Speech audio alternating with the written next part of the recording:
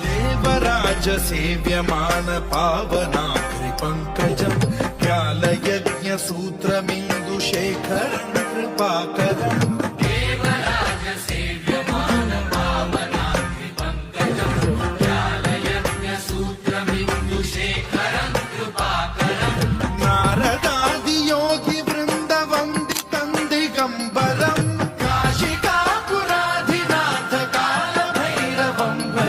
कौन सा सवाल ये कंधे पर भटक रहा है तू दर दर, इसका जवाब दिया खुदा ने खुद तेरे साथ रहकर।